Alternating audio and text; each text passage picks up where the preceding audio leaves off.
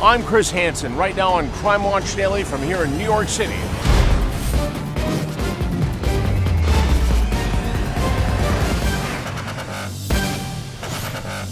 She was drawn to bad boys, and her unlucky streak would have a tragic ending. Patricia Burns, brutally attacked in front of her own daughters. Was one of her exes the man in the mask? I give up. I give up. I give up. Michelle Sagona investigates a case of creepy texts. He said, I have a special gift coming soon. And pure terror on Christmas Eve. Do you believe if you were there, you would have been killed? Mm-hmm. I do. Then, Hi, I'm Dr. Teresa Sievers. a respected Florida doctor, last seen on surveillance video just before she's murdered in her home. She's dead on the floor. Is it connected to the suspicious deaths of two other holistic doctors? Or is the motive more personal? And I said, how'd you kill her? And he said, with a hand. And how a clue buried in a car's GPS 1,100 miles away helped solve the case. I'm not 100% sure he's got blood in his veins. I think it might be ice. Right now. Go, let's go. Jason Matera with Crime Watch Daily. I'm Michelle Sagona from Crime Watch Daily. This Elizabeth Smart from Crime Watch Daily. It's Anna Garcia from Crime Watch Daily. You got anything to say? is Crime Watch Daily. What do you mean you don't know she's 13? You're running away now? Hey everyone, welcome to Crime Watch Daily. I'm Chris Hansen. First up today, chaos on Christmas Eve. A masked intruder busts through the door of an apartment as a mother and her two daughters prepare for the holidays. Our Michelle Sagona has the cryptic text message taking on a whole new meaning today. I have a special gift coming soon.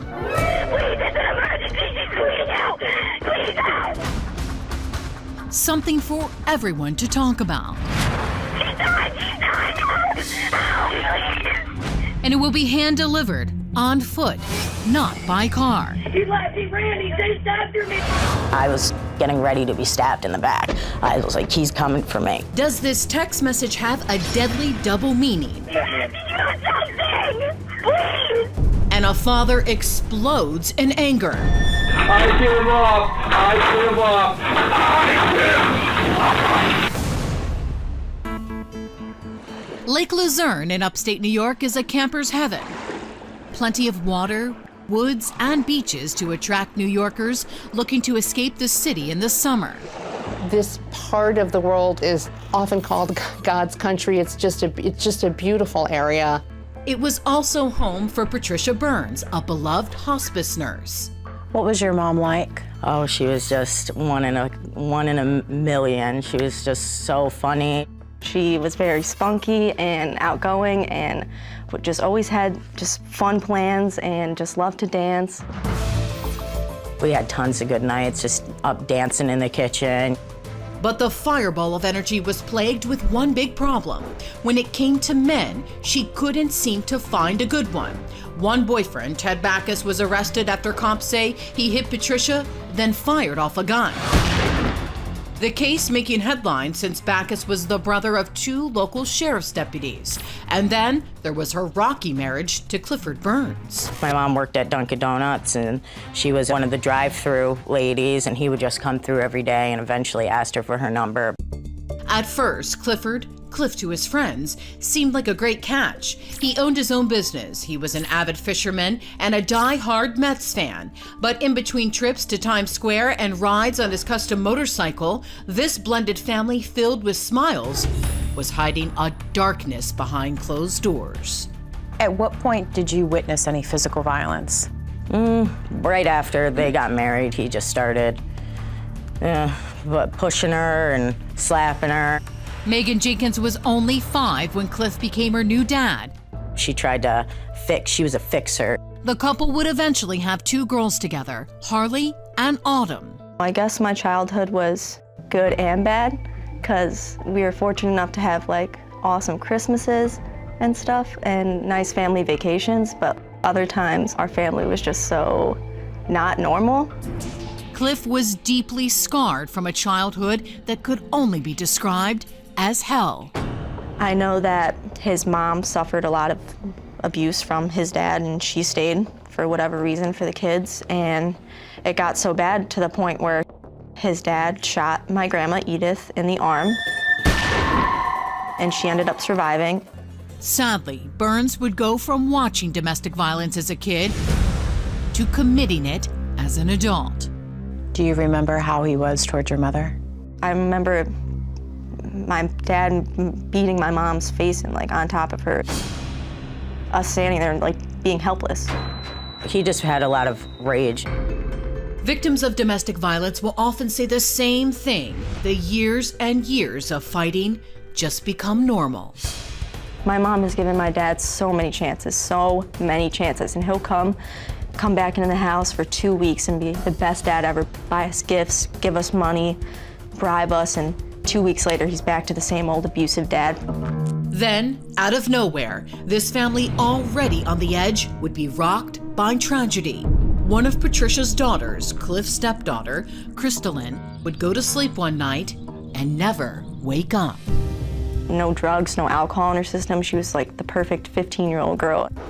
Chris was like the angel child, you know. My mom lost a big part of her. They did 2 autopsies on her and never found anything. To this day, the mysterious death still remains just that, a mystery. But one thing that is clear, in her moment of blinding sadness, Patricia would finally see what she had to do. She needed to get out. So after your sister passed, there was a change in the household and your mom started taking a stand for herself. I think Chris passing really gave her the strength to want to leave Cliff. This is your life. This is all you have. You know, you got to make the best of it. Patricia told Cliff she wanted a divorce and moved into an apartment above a hardware store. Were you glad when she finally left your father and got her own place? I just always hoped for the best. I was like, Mom and Dad are gonna be okay this time. Like, I just always hoped things would be different. In a decision she calls weird, Harley decided not to go with her mom, but to stay with her dad. I didn't really like the schooling up there, so I was like, I'm gonna be with my friends and be with my dad and visit my mom on the weekends. At first, she says she felt safe because no matter how badly things got, Cliff would never raise a hand to his daughters. But Harley would soon learn, without Patricia around to feel the brunt of his anger, she would become his target. He would be a great dad. He'll give me some money to go shopping, but something like triggered in him.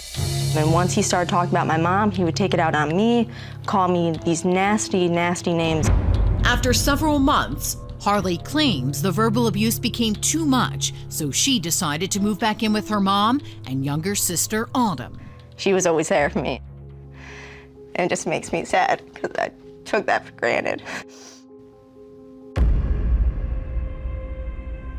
Unfortunately, Harley's attempt at a normal life at her mom's place would be temporarily derailed. That's because while she was living with her dad, Patricia had started up another ill-fated relationship, dating another man with a bad temper. Patricia's new boyfriend, Ted Backus, would be arrested after assaulting Burns, firing a gun into the ceiling, and then having a standoff with police. Backus would eventually plead guilty to 1 misdemeanor of discharging a firearm, get only probation, and be slapped with a court order not to see Patricia for 3 years. Months passed. The summer turned to the winter, and as the snow fell, the Burns women were preparing for a peaceful Christmas, something they hadn't had in years. But then, a text message would arrive. What did the message say? I have a special gift for all of you. I hope that you're all there to see it. Coming up, who sent that text? And was the special gift a secret code for murder? All of a sudden, I see somebody in full camo, even a mask, and he was just pushing Mom up against the wall. Oh my God, it's full of blood. My sister's gonna die. You need to get people here. Please, it's an emergency. She's bleeding out. Please help. It's a phone call that sends chills down your spine. A 14-year-old girl pleads for help after a man in a mask busts into this upstate New York apartment. Michelle Sagona is back with more of today's story, Chaos on Christmas Eve. The smiles of Patricia and Cliff Burns had faded. Just like their marriage, After years of reported domestic violence, Patricia had enough. When he got violent, he would like black out and there's no stopping. She and her daughters moved into this upstate New York apartment. But trouble followed them. Police say Patricia's new boyfriend, Ted Backus, assaulted her, then fired a gun into the ceiling. Both Ted and Cliff would have orders of protection to stay away from burns. And just as it seemed the mother of 5 would be forever cursed in the love department, she started dating a new man. She said she was so in love with him and he was just a nice guy. The impromptu kitchen dance parties returned, and the Burns women started to put the abusive past behind them. You and your sister did not talk to your father. He told me, he was like, never talk to me again. And I was like, if that's what you want, that's how it's gonna be. It had been nearly 8 months since Cliff had communicated with his girls, but as the holidays approached, 14-year-old Autumn would extend an olive branch via text message writing, quote, "I just wanted to tell you I love you and Merry Christmas." His response was downright creepy. He said, "I have a special gift coming soon, something for everyone to talk about, and it will be hand-delivered on foot, not by car." He continued, quote, "A very special gift I hope all your friends are there to see, especially Harley." You believe that December 22nd text message was a direct threat to you and to your family? Yep. So did Harley's stepsister Megan, who immediately shows it to their mother. My mom was actually taking out the ham to defrost it for Christmas, and I was like, is he gonna come up here and kill us? And she goes, Megan, no, Megan, he's mean, but he's evil, but he's not that evil. Little sister Autumn responds to her dad, quote, "Get it together. I know what you think you want to do, and believe me, that won't end well. The only reason you feel so bad is because of what happened to your parents. You haven't ever got the time to grieve." I think that everybody just assumed he was gonna come up there and beat up Mom. 2 days pass. It's now the evening of the 24th, Christmas Eve. Harley leaves to do some last-minute shopping with friends. We actually took a picture that day, a selfie by the Christmas tree. And the last thing she said to me was, "I love you, be safe." Patricia was in the kitchen preparing Christmas dinner when the devil arrives at her doorstep. He knocked on the door and just swung it open. She was like, oh, backing into the wall, and I was like, oh my God, and then all of a sudden I see somebody in full camo, even a mask, pushing Mom up against the wall. Megan tries to help. And I was just punching him, trying to get him off of her. I didn't even see the knife. She manages to pull down the attacker's mask. It's her stepfather, Cliff. Autumn was standing there and she was just screaming. She didn't know what to do, and I was like, call the cops, call the cops. 911, where's your emergency? My mom's bleeding out on the floor. My dad just came in and then stabbed her and she's dying and she's bleeding out. I saw that she was kicking him, and she was like, Cliff, please don't, I love you, you don't have to do this. She was like pleading. But Cliff, blind with rage and armed with a giant honey knife, continued his violent assault.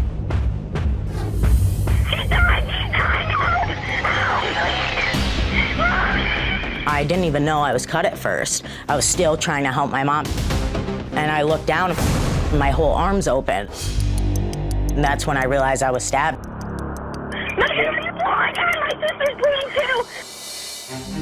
I heard my mom in my head go, Megan, run and go get help, go get help. So I ran outside. I was so in shock that I tried to hop over a snowbank because there was no room between the car and the snowbank, that I was stuck in there.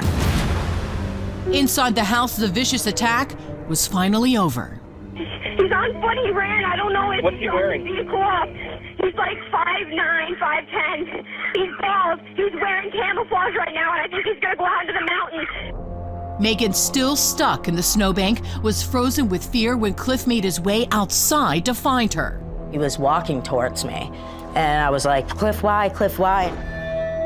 I was like getting ready to be stabbed in the back. I was like, he's coming for me. Fortunately, Megan's screams for help were heard by people at a nearby restaurant who came out to see what was going on, spooking Cliff. If those people didn't run out, he probably would have finished me off too. Dripping blood everywhere, Megan managed to free herself and stagger back up the stairs into the apartment. It wasn't good. Oh my God, my mom's dying. There's pools of blood on the floor. My sister's gonna die. You need to get people here. Once I saw blood coming from my mom's mouth, I knew that she wasn't gonna make it. And I was like, Autumn, tell her how much you love her. And she goes, why? Mom's strong, she's gonna live. And I go, tell her how much you love her, Autumn. Is she breathing? Stay with us, you're stronger. You can do this, Mom. I know you can. She's dying. She's on her way. Help, please. Help. Ma'am, I know I'm trying to get people there. You don't understand. She's the last thing I have. Miles away, their sister Harley was eating McDonald's with friends, laughing and having a good time, when she started noticing some strange post on her sister's Facebook page. What were they saying? They're like, Autumn, where are you? What's going on? Why are there cops at your house? I called the house. Megan picked up the phone. I tried to save her. Megan's screaming. She ran. He chased after me. I ran. Crying, frantic. I tried to help her. She came all the way up here to kill us.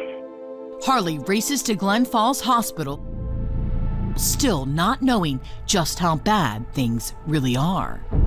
Autumn comes busting through this door with blood on her. She's like, Harley, I couldn't do anything. And I'm just still like, what is going on? Like, why is there blood on you? Like, where is everybody? Doctors were feverishly working on stepsister Megan's badly slashed arm, the wound so deep it reached the bone, narrowly missing an artery. But for their mother, Patricia, there wasn't anything they could do. The nurse was like, she's in there, you don't want to see her like this. And I was like, I don't care. I want to feel my mom's hand. I want to feel her warmth.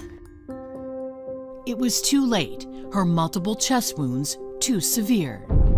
Do you believe if you were there, you would have been killed? I do.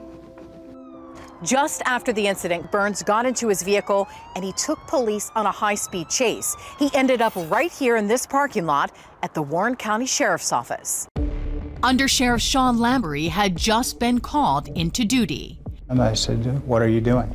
He says, I've done a bad thing and I need to go to jail. Coming up, a killer's emotional I just wanted to see my babies at Christmas. and often explosive interrogation with investigators. You were involved with it, you What he says pushed him over the edge. I couldn't take it no more. These photos certainly tell a story of horror. Blood in the kitchen, on the walls, and even in the snow outside an upstate New York apartment. The attack appears to be the ultimate act of revenge, and the prime suspect would put on quite a show for investigators at the police station. Michelle Sagona is back now with the dramatic interrogation tape. This is the Wild West, man, and I'm a wild I now. This certainly wasn't how these small-town sheriff's deputies thought they would be spending their Christmas Eve. I give up. Face to face with the human ball of rage. I'll put my right up to your out of your head. But to understand how they got to this point, you need to rewind a few hours to this upstate New York apartment. That's where a masked man busts through the door and stabs a mother of 5, Patricia Burns, to death. Critically wounds her daughter Megan as her 14-year-old girl Autumn calls for help. Mom, hold on, Mom. Hold on, Mommy, please. Ma'am, you stabbed her? I can't. She's dying. It's my mother. Please help. The he, according to police and witnesses, Patricia's estranged husband Cliff, who after a short high-speed chase actually pulls into the sheriff's department parking lot, takes off his camo jacket, and calmly waits. Warren County Undersheriff Sean Lambery is the first person to spot him. When I brought him into the room, he was cooperative with me. A lot of things to talk about. I want to talk to somebody I can trust. You seem like the guy. Can you just talk to me?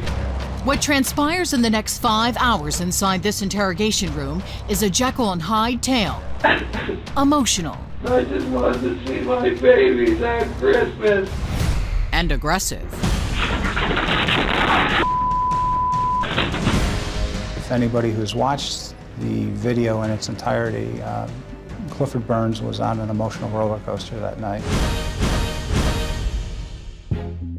Talk to me about the interrogation video. I could only stomach a certain amount of it because it really made me mad that he wasn't really talking about my mom at all. Instead, Burns starts by pointing the finger at the system. Do you understand what a man goes through, officer? I spend $250 a week on child support and couldn't see my kids because she put a court order against me. Today I get a call from my lawyer saying they're coming with a warrant for my arrest for missing 2 child support payments. I want to say something to you too. I love that woman and I love my kids with all my heart. And she took everything from me. It was like the devil took my body over today. I just had it. I couldn't do it no more. Burns certainly knew he was going to jail when he left his home that night, leaving behind a note about who should get his assets. But he claims he didn't want to kill anyone. When somebody snitches, they cut you from the I was going to just cut her from the ear up, chop her hair off. That's what I wanted to do to her face. Right up with a knife. As for what happened after he arrived at the apartment, he claims he blacked out. In fact, several hours into the interview, this is his reaction when he first hears his estranged wife is dead. Clifford, Patricia's dead. What? She's dead. Okay. What do you see in the video? I see a very disturbed individual. Blow my head off right now. Take the 9 out and put one in me. Just end it. I don't want to live no more. The majority of Cliff's fury is not pointed at his ex, but rather her ex, Ted Backus. Beat my old lady up, put her in the hospital. My kid was home. What the 10 months before the murder, Backus, the brother of 2 local sheriff's deputies, was arrested after police say he assaulted Patricia and then fired a gun into the ceiling. He would eventually plead guilty to 1 misdemeanor gun charge, get probation, and be ordered to stay away from Patricia. Cliff was convinced Backus got special treatment. Watch as he finds out the detective he's talking to worked that case as well. You were involved with it, you Sit down. And the threats go deeper. I had AK-47s, AR-15s at my disposal. I could have made this a war. You lucky I'm in my right mind because I was going to have a shootout with you. But I did it the right way. I handled it like a man, so thank you. A man? Not sure you can call him that when you hear Burns' final disgusting insult as he's hauled off to jail. When you go get married, what do they say? What are the last words? This is a very intelligent man here. Till death do us part, baby doll. Get me out of here. And with that, Cliff Burns is charged with 2nd-degree murder. What do you think the motive was in all of this? The motive is anger. The motive is control. Harley and younger sister Autumn would get one more chance to confront their dad. Autumn's sitting next to me crying like, why, Dad, why? Why do you do this? Who are you? Riddled with guilt, Burns accepts a plea deal. Although he would later try to go back on that agreement, saying his daughters coerced him into saying it. He was not apologetic for anything that he'd done that night. And he was not apologetic when he got sentenced. Did he have anything to say at the sentencing? He couldn't. He just sat there and cried. His sentence for viciously slaughtering Patricia, 23 years to life. It's something that these young girls, they have to live with the rest of their lives. And although they survive, they're still victims. How would you describe your father? Well, he is my dad, and I always have those special, loving memories with him. But then I look at him like other people look at him, and he's a monster. He's just a monster. Do you think at some point you'll forgive him? I don't think I'd necessarily forgive him. I need to see my dad before he dies, I know that. It's important to me. I need to have my own closure. Until then, Harley is attending college, studying psychology. She wants to be an art therapist. As for Megan, she will always carry around a permanent reminder of that horrible night. I am a survivor. I mean, I got hurt in the process trying to save my mom, but I go to bed every night knowing I tried my best. The hardest part for both girls, helping their younger sister who made that 911 call heal. It hasn't been easy. If I could take it away, I would, for sure, from her. If I could take it all away from her. You know, I wish Mom was still here. I miss her dearly. If she were looking down today, what would she think about you and your sisters? She would be proud that we didn't let the situation break us, but we let it make us. As part of his sentence, Cliff Burns is barred from ever contacting his 2 daughters with Patricia. However, the girls could apply to have the orders modified when they're both 18, a decision they tell us they're not currently ready to make. Coming up, a mother of 2 attacked with a hammer inside her own home. She's cold. She's dead cold. Was this well-known doctor also leading a secret life? What type of addiction? You know, she had an issue with the pot. Then she had, the sexual orientation. Crime Watch Daily following the killer's trail of clues and the chilling call that helped to put a suspect on the radar. His words were, "Do not tell anyone doctor is dead." That's next. Now we head to Florida and a high-profile murder case that is sure to grab headlines around the world when it goes to trial. It involves a prominent doctor with a secret side, 2 look-alike suspects, and a grisly murder scene. She was the beautiful doctor, and she appeared to have a picture-perfect life. Hi, I'm Dr. Teresa Sievers. But when Teresa Sievers came home alone from a family trip, she walked into a deadly trap. Brutally murdered in her kitchen. She's dead on the floor. The instrument of death, a hammer. Her hammer at the side, and she's bashed in the back of the head. Who could just do something like that? Dr. Sievers was well known in Southwest Florida thanks to numerous articles about her practice where she specialized in hormone therapy. People have been healing themselves for centuries. And she had a YouTube channel where she spoke about her brand of alternative medicine. We really want to get something that's going to help turn down the immune system. Teresa was at a family gathering in Connecticut with her husband Mark and their 2 daughters. One Sunday night, she returned home alone. She had patients in the morning. These images of her pulling her luggage at the airport are the last known of her alive. He's just a wonderful person. So giving. When Teresa didn't show up for work, Mark, who is also Teresa's business manager, exchanges text messages with Teresa's nurse, Sandra Hoskins. I am checking with doctor as well. She's not answering her phone for me either. I said, "Mark, do you want me to go to your house?" And I got one word, "No." Mark then asked another colleague of Teresa's to go by the house. He walked in on a murder scene so bloody, it defies comparison. 911, what is your emergency? I'm at a friend's house. He's out of town, and I came here to check on his wife, and she's dead on the floor. He seemed terrified about a killer on the loose. I'm afraid somebody's in the house. I mean, Okay. somebody killed her. Right. I mean, it's a murder. Right? She's bashed in the back of the head. My God, she's my friend. As deputies rushed to the house, Nurse Sandra says she had a chilling phone conversation.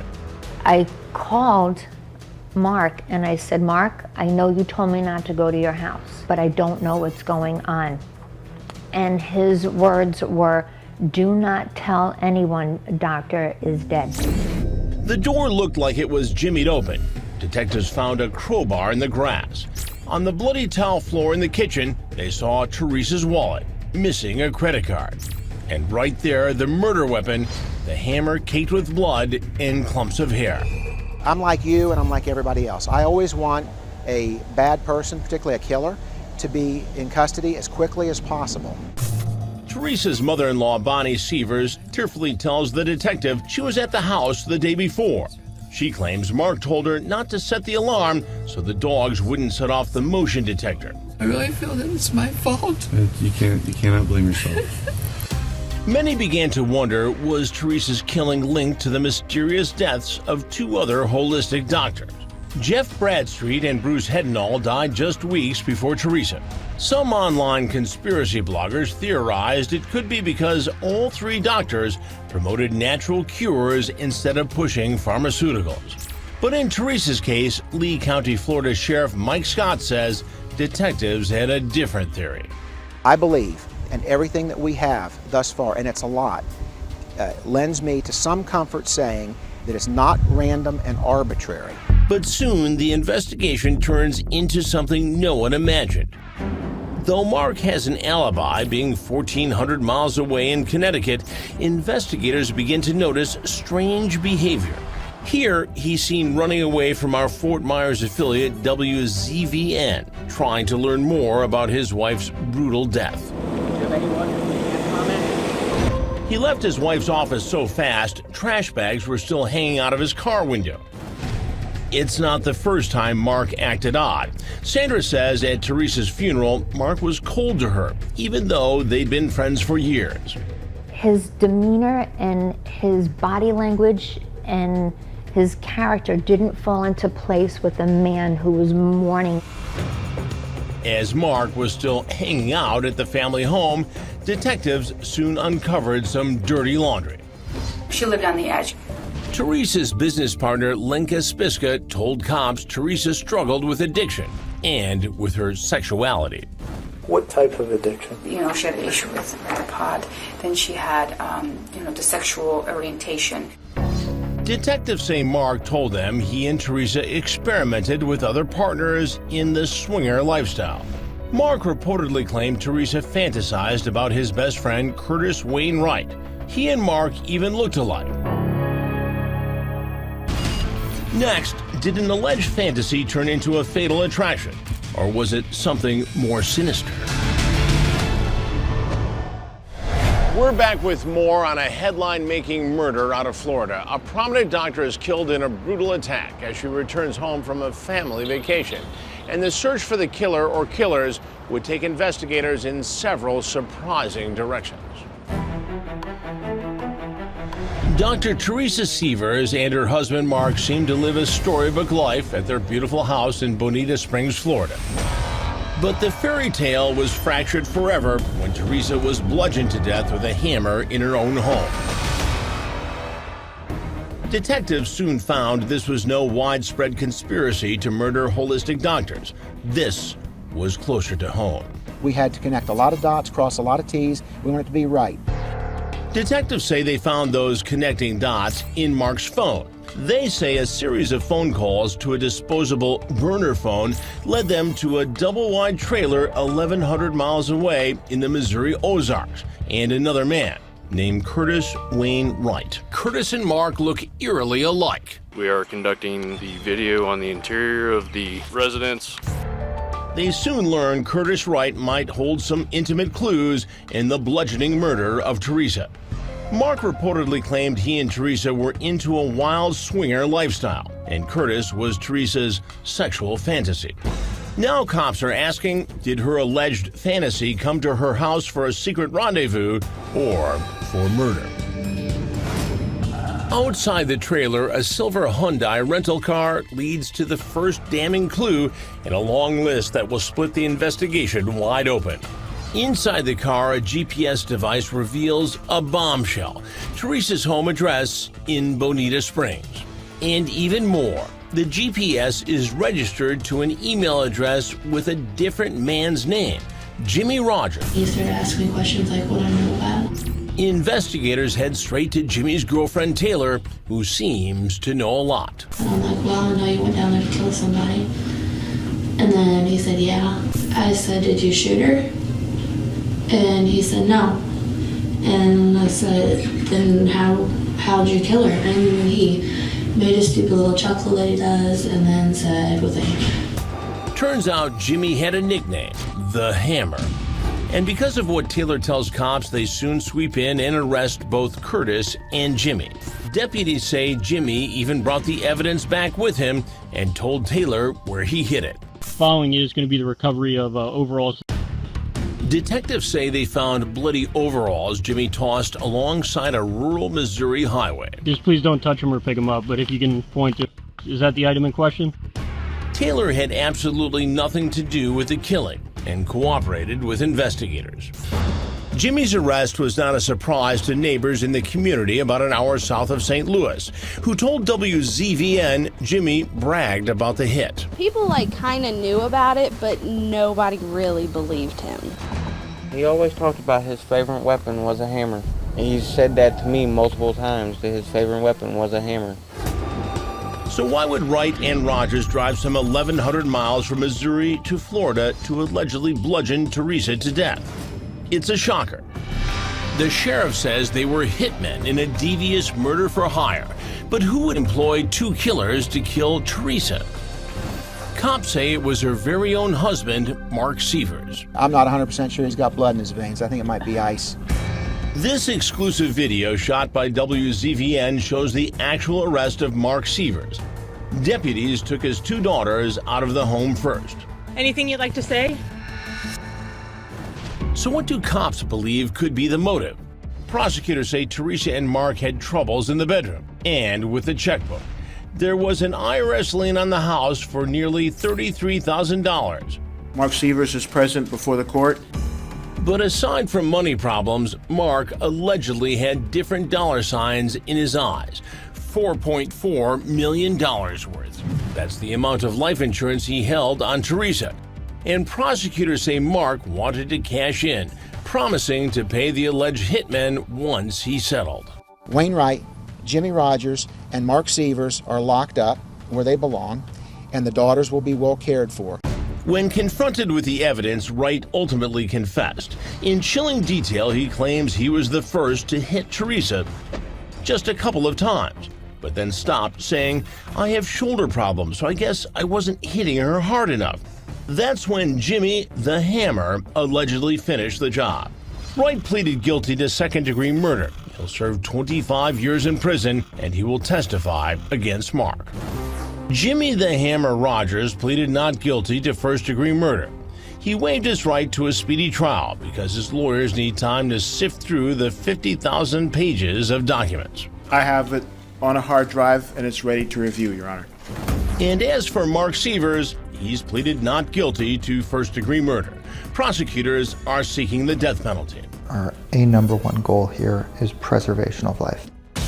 And in the middle of a fight for his life, Mark Sievers fought another legal battle over who gets guardianship of his two girls, his mother or Teresa's. That's exactly what I want, is what's best for my girls. In a rare move, the family court hearing was open to cameras. Lawyers asked Mark about accusations he made negative comments about Teresa's mom. Negatively, I don't think so, ma'am. I think accurately would be a better choice of words. The judge didn't buy his argument and granted permanent custody to Teresa's mom. These kids celebrated their first Christmas just a couple of months ago without their mother, and now their father's off in shackles on his way to jail, where he belongs, frankly. Now, the little girls have lost both their parents, their mother to an assassin's hammer, and their father, who could be executed if he's convicted. I have to talk to her every day. She was my mentor. And in Bonita Springs, Teresa's nurse, Sandra Hoskins, thinks of her mentor every day and keeps her old stethoscope sorely missing her boss and friend. I'm glad she gets justice.